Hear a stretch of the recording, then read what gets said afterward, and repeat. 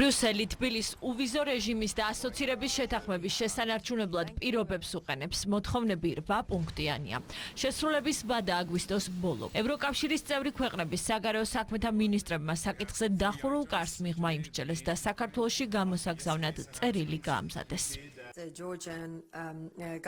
საქართველოს მთავრობა იღებს ვალდებულებას უზრუნველყოს საქართველოს ყველა მოქალაქის ფუნდამენტური უფლებების დაცვა, მათ შორის ასოციაციის შეკრების და გამოხატვის თავისუფლება, პირადი ცხოვრების ხელშეუხებლობის უფლება, უფლება მიიღო მონაწილეობა საზოგადოებრივ საქმიანობაში და ასევე დისკრიმინაციის აკრძალვა. ეს მხოლოდ ერთი პუნქტია და ასეთი აქ 8 არის. თუ ამ რეკომენდაციების შესასრულებლად საქართველოს მთავრობას აქვს მოცემული ვადა აგვისტოს ბოლომდე, მაშინ ისმის კითხვა, შემდეგ რა რეაგირება გვექნება თუ ეს რეკომენდაციები არ შესრულდება. და მაშინ, როდესაც გვესმის, რომ ოპოზიციის 8 ლიდერიდან 7 დაპატიმრებულია, ეს ნამდვილად არ არის თანხვედრაში იმ პუნქტთან, რომელიც ახლახანს მაგალითად მოვიყვანე. ამ დრომდე ჩვენ ვინარჩუნებდით პოზიციას, რომ არ გვინდათ კივილი მივაყენოთ ქართულ ხალხს ვიზა ლიბერალიზაციის გაუქმებით, რაც რეალურად აისახება მათზე. ამასთან ერთად ეს ასევე არის ევროკავშირის სანდოობის საკითხი. თუ ჩვენ გვაქვს ეს სარგებელი და ბონუსი, რომელსაც ამ ქვეყანას ვაძლევთ, რომელიც პირობებს არ ასრულებს, მაშინ ასევე ამას ექნება შედეგი, რათა საზოგადოებამ დაინახოს, რომ მთავრობა არ ადგას ევროპულ გზას და არ უდგება ევროკავშირის წევრობის კანდიდატის სტატუსს სერიოზულად. ბრიუსელში აზრი ორად იყოფა. 27 ქვეყნის თანხმობა არ არსებობს. რამდენიმე ქვეყანა მოქალაქეებისთვის უვიზო მიმოსვლის შეჩერებას არ ეთანხმება და ითხოვს სანქციების ეს სახე მხოლოდ ოფიციალურ პირებზე გავრცელდეს. ოფიციალური თბილისი კი საკითხს პოლიტიკურ შანტაჟად განიხილავს. ქვეყნის პირველი კანონმდებელი საბჭოური სტილის მუქარაზე საუბრობს და ევროპელ ბიუროკრატებს საქართველოს ეროვნული ინტერესების პატივისცემისკენ მოუწოდებს. როგორც ჩანს, ქალბატონი კალასისთვის დამწრობა მიღებული პოლიციელი ღირებულებას არ წარმოადგენს. როგორც ჩანს, ქალბატონი კალასისთვის წიხლებით რო შედგნენ პოლიციას, ის არაფერს არ წარმოადგენს. როგორც ჩანს, ქალბატონი კალასისთვის არაფერს არ წარმოადგენს, საქართველოს პარლამენტზე წვავდნენ და აქ მართლმსაჯულების განხორციელებას არ ხედავს საჭიროს. და ამიტომ, როგორც ჩანს, ქალბატონი კალასი ვერ აცნობიერებს რა არის ევროპული ღირებულებები. კიდევ ერთხელ, ევროკავშირის პასპორტის ქონა ჯიბეში სულაც არ ნიშნავს ევროპული ღირებულების გაზიარებას და ამის კარგ მაგალითს გვიჩვენებენ ბალტიის პოლიტიკური ელიტა, რომელიც ვერ გამოვიდა საბჭოთა მენტალიტეტიდან და ვცდილობს, რომ ეს საბჭოთა მენტალიტეტის მთავარი დამკვიდრებელი გახდეს ბრიუსელში. პარლამენტის თავმჯდომარე დარწმუნებულია, რომ ევროპელ მინისტრებს გადაწყვეტილებებს თბილისიდან ოპოზიციონერები განახობენ. ქვეყნის პირველი კანონმდებლისთვის ამის დასტური სალომე ზურაბიშვილის წერილია. ყოფილი პრეზიდენტი ევროკავშირს კონკრეტულ გადაწყვეტილებებს თხოვს.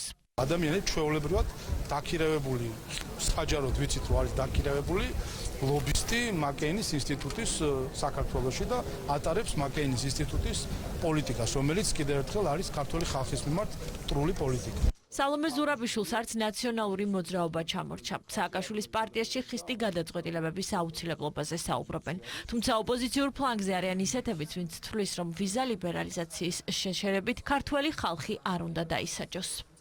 გიორგი კახარია ახლა იმყოფება ბრიუსელში, მათ შორის მას აქვს შეხვედრები ევროკავშირის წევრი სახელმწიფოების სხვადასხვა საგარეო საქმეთა მინისტრთან და ჩვენი გზავნილი ისევე როგორც ყოველთვის აქამდე და მით უფრო დღეს დღევანდელ სიტუაციაში გიორგი კახარიას გზავნილი არის, რომ მნიშვნელოვანია ტარგეტირებული პასუხისმგებლობის ზომების გამოყენება, არ მოხდეს დამატებით შეზღუდვა საქართველოს მოქალაქეებისთვის. ჩვენ გვაქვს უკვე ძალიან კაფე ოპოზიცია ევროპარლამენტის მხრიდან, კაფე ოპოზიცია გვაქვს ევროკომისიის პრეზიდენტის მხრიდან, ევროპული საბჭოს პრეზიდენტის მხრიდან, აბსოლუტური უმრავლესობა წევრი სახელმწიფოების პარლამენტის წევრებისა და მთავრობის ხელმძღვანელების მხრიდან და ეს არის ერთმნიშვნელოვანი დამოკიდებულება ივანიშვილის ბანდის, ამ მოღალატეთა და კრიმინალთა რუსული ბანდის მიმართ.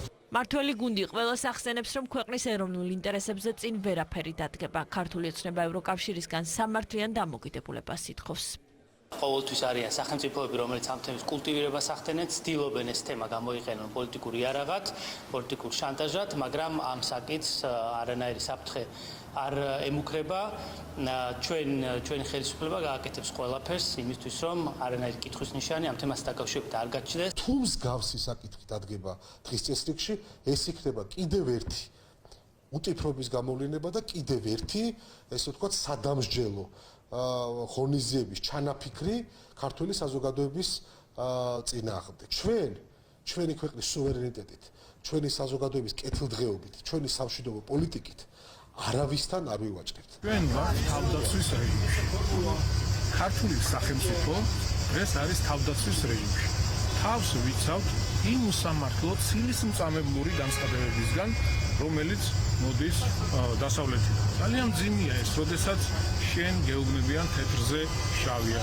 ოფიციალური თბილისი ახლა ბრიუსელიდან წერილს ელოდება. ქართული ოცნება პირობასდებს, რომ უვიზო მიმოსვლის შესანარჩუნებლად ყველაფერი გაკეთდება.